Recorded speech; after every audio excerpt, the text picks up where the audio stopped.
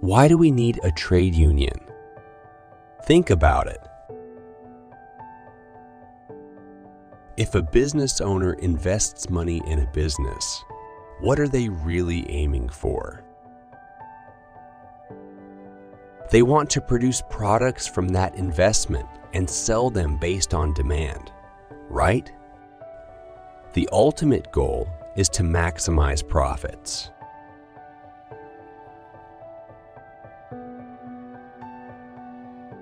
Do they create jobs just to help people achieve their dreams? No.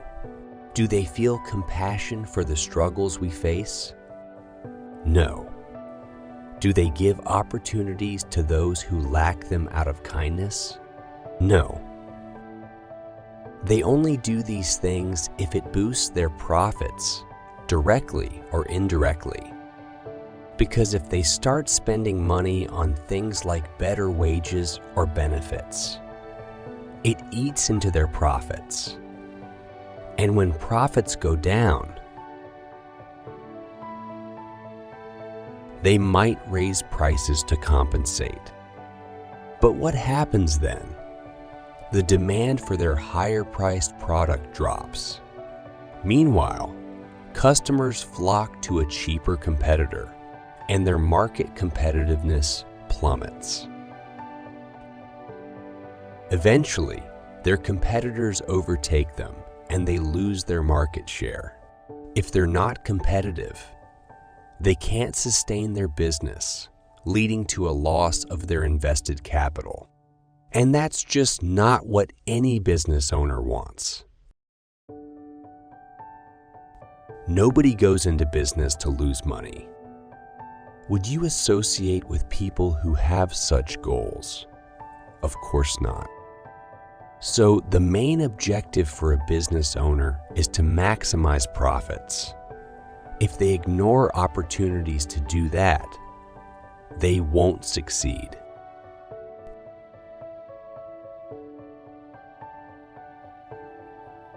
Why is that? Because whether we like it or not, we live in a market economy driven by supply and demand. That's how the world works today, and there's no alternative in sight.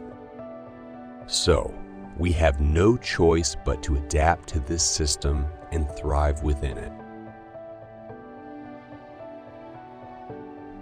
This is just like a bicycle race. For the employer, it's all about riding the cycle called capital. You have to keep riding and riding. You can't slow down or stop, even for a moment.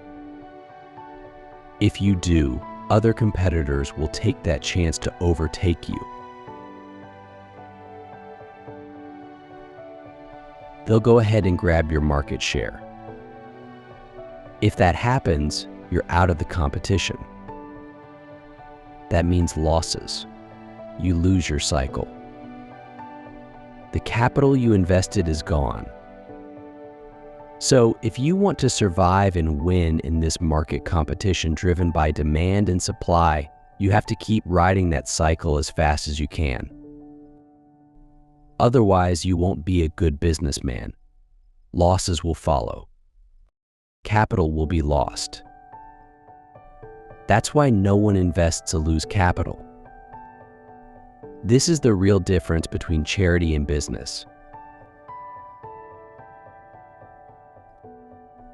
In today's market economy, the ultimate goal of a successful business is profit, just doing your best.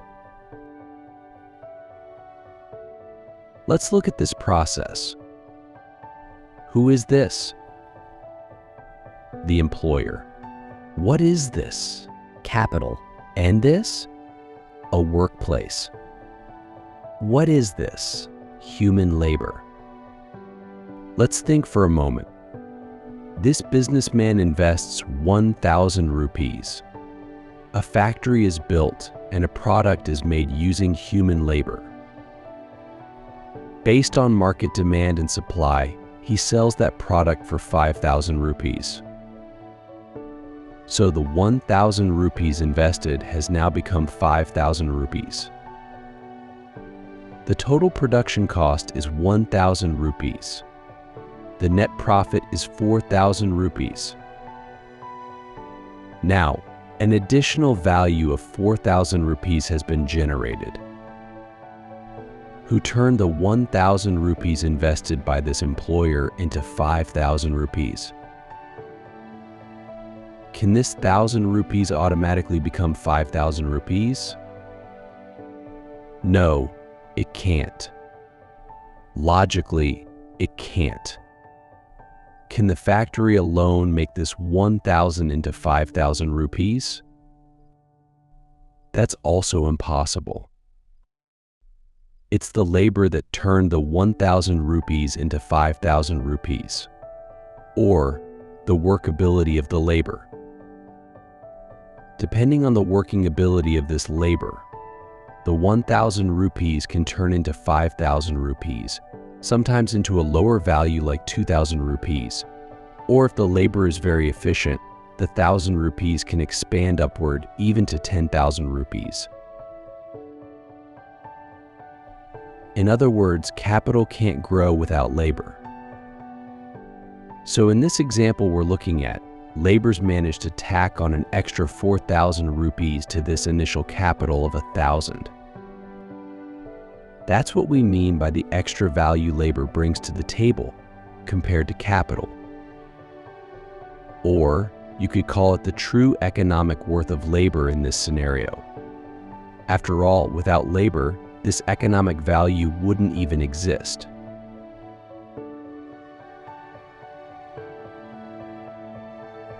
Now, let's switch gears and think about this example in terms of an employer-employee relationship.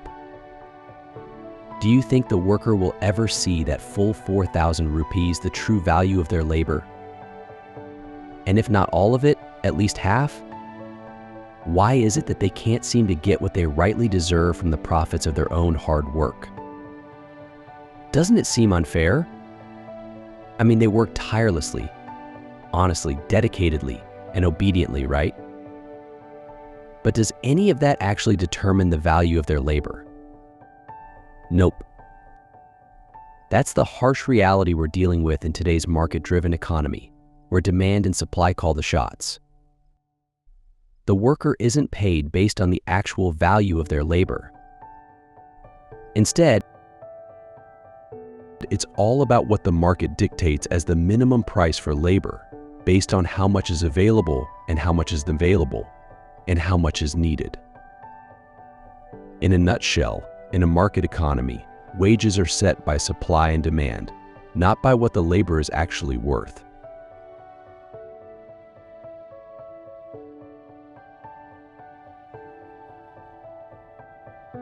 And there's a reason for that. If employers start paying more than this minimum price, well, they're going to lose out in the competition. Others will swoop in, snatch up the market share, and before you know it, profits are dwindling and the business is on shaky ground.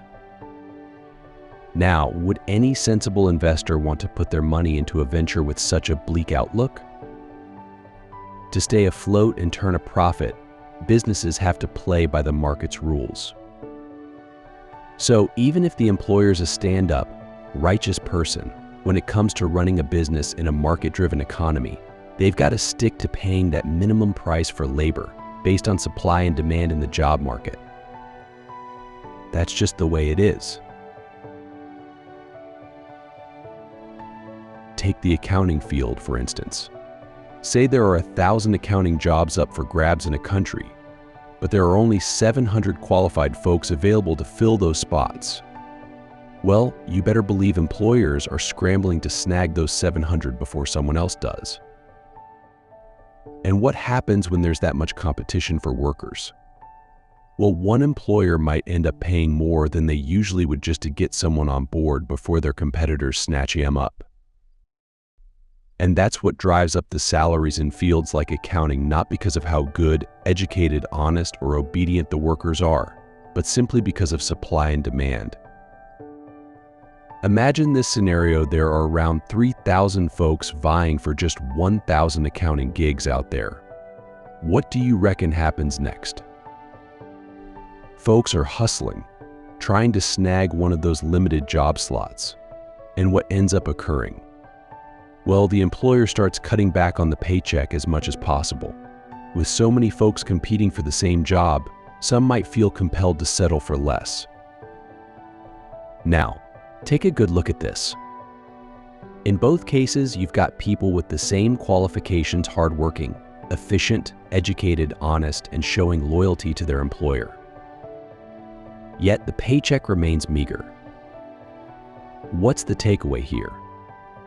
In a market-driven economy, whether your paycheck sees a rise or fall boils down solely to the supply and demand for your skills in the job market. It's not about how skilled or honest you are or how much you're willing to bend over backward for the boss, despite what some employers might claim to reel in workers. Sure, those traits matter when landing a job, but when it comes to determining your paycheck in a market economy, it's all about the demand and supply for your line of work. Let's think about it this way. We all know that doctors get paid well and their work is highly valued. You might say it's because they've studied hard.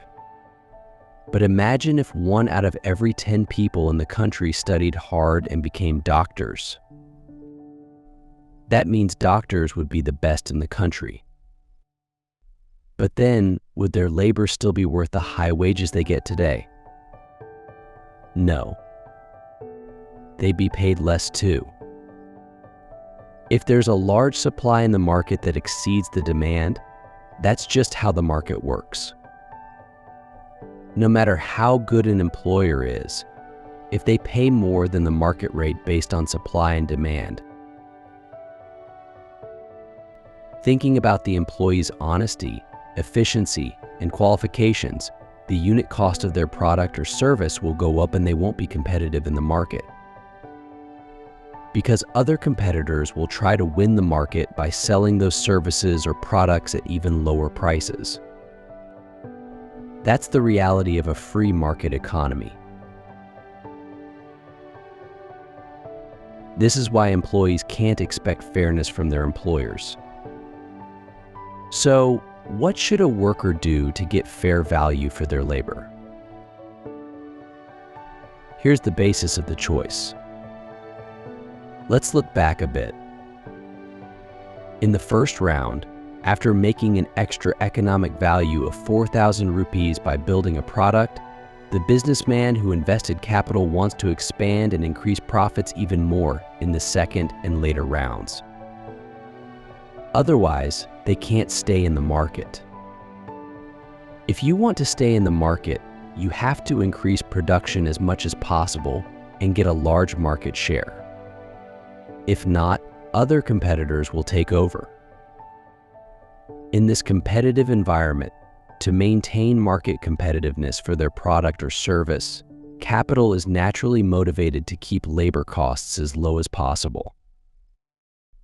As profits scale up, does the rate or amount paid to the worker always increase in proportion to the profits? Think about it. Isn't this the reality at your workplace too? Imagine a businessman who already owns one car. Next year, he buys another. Then, he goes on to buy 2 or 3 more houses within a year. His bank account savings keep growing. Will your earnings increase in proportion to this employer's growing wealth? Do you work hard and honestly? No. What actually happens is the gap between the employer's earnings and the employee's earnings grows wider.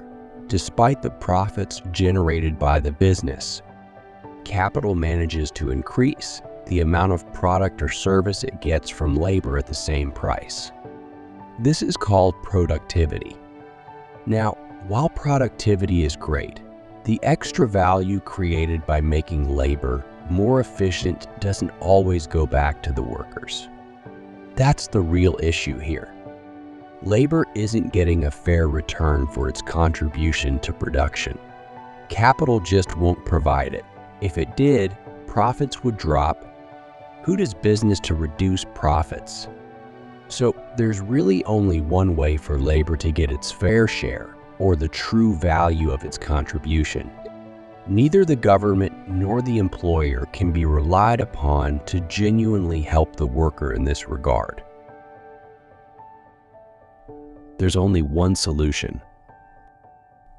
Workers must organize themselves to reflect their collective strength and move towards collective bargaining. Today, across the world, including in the United States and Europe, it's widely accepted that organizing is the only option. The true value of our labor can be secured through an independent and democratic trade union. A union equipped with the right knowledge and experience, controlled by its members, working on recognized principles relevant to today's world.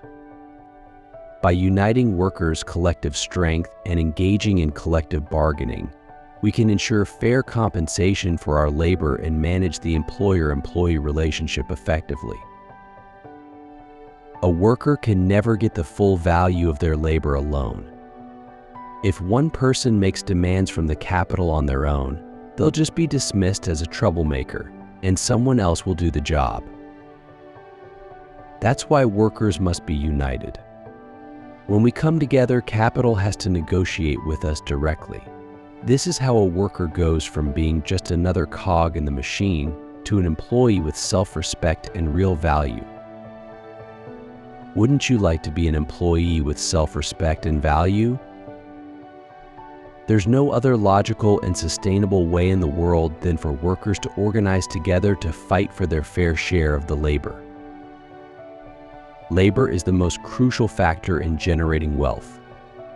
If workers stop working, the production process stops too. Because labor is the key player in this process, if we stop, the whole world stops.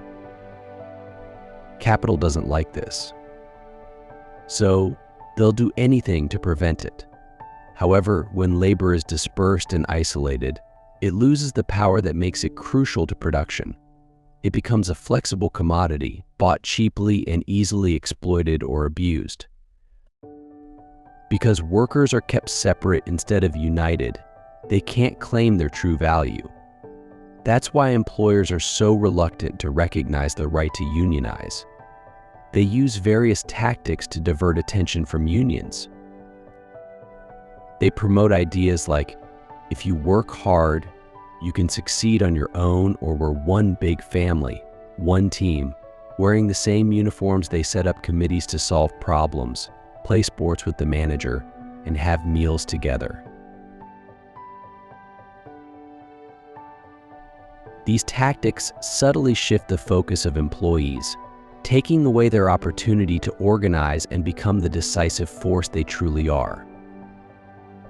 If labor is unorganized and scattered, they lose the chance to gain the higher bargaining power that comes from being the decisive factor in production. But organizing just one workplace can only achieve limited gains. To win the true value of labor, all workers in the field must be organized. Then, capital will have to deal fairly with labor and acknowledge its true value. This way, the unfair competitive advantage that comes from exploiting workers in one place can't undermine the proper value of labor across the entire field. If most workers in a certain field are organized, it creates a balanced playing field for labor in that field. This is a powerful advantage for valuing labor and creating a strong bargaining position. Through this, we can shift labor market conditions to collectively benefit the workers.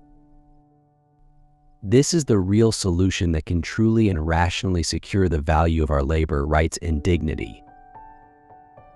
When organized this way, we can achieve job security, the right to work with self-respect, the ability to solve problems collectively and constructively, and the full enjoyment of all legal rights without issues. We'll make our jobs more civilized, ensuring a promising future where we are respected by society. You can't achieve this by kneeling to politicians or employers. Wages are just the minimum price paid for labor in the market, based on supply and demand in a specific field of work.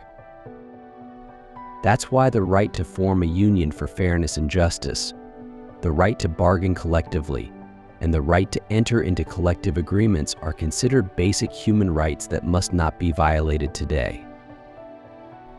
These rights are enshrined in the United Nations Universal Declaration of Human Rights, the UN International Covenant on Civil and Political Rights, the International Labor Organization Convention No.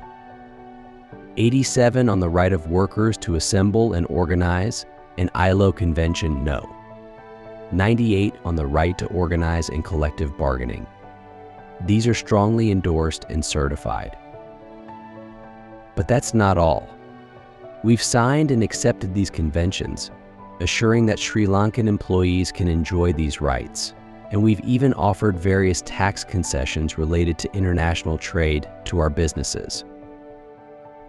Moreover, our country's constitution and laws guarantee a legal framework for employees to enjoy these rights without hindrance. The right to these UN and ILO Convention rights is seen as essential for civilized employment. Ensuring civilized employment is the 8th goal among the 17 Sustainable Development Goals announced by the UN in New York in 2015, in conjunction with the UN General Assembly, with all government leaders participating. And we've pledged that our country will create programs to achieve these goals.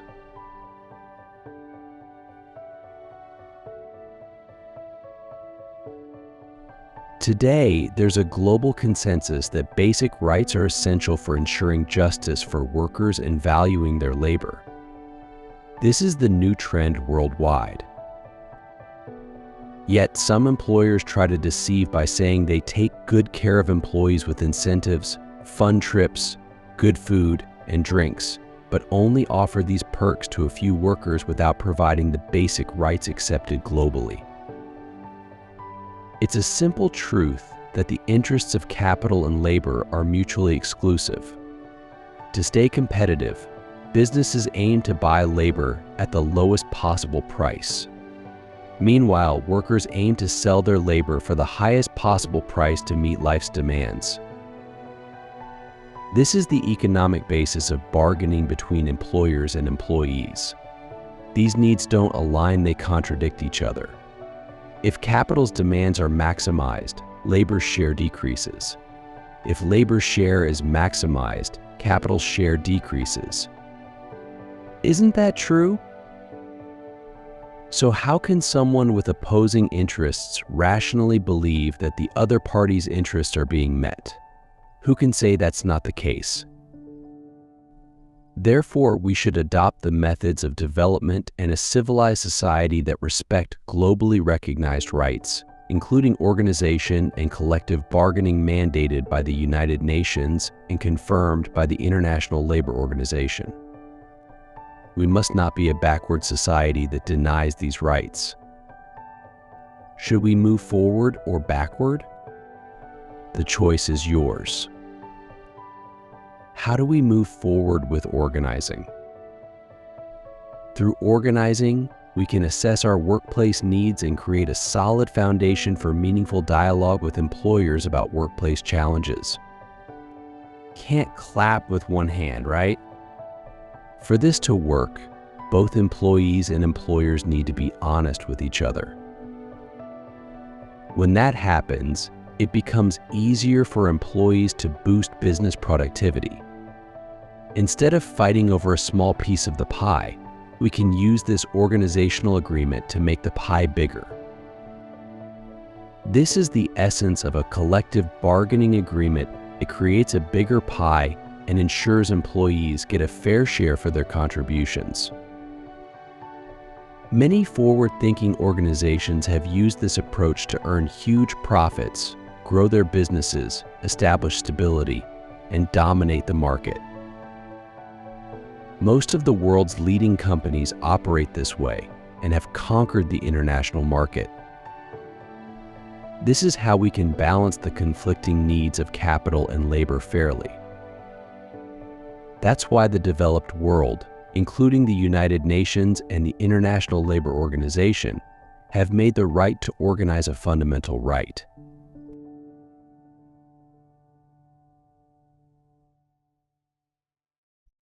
Let's think about this for a moment.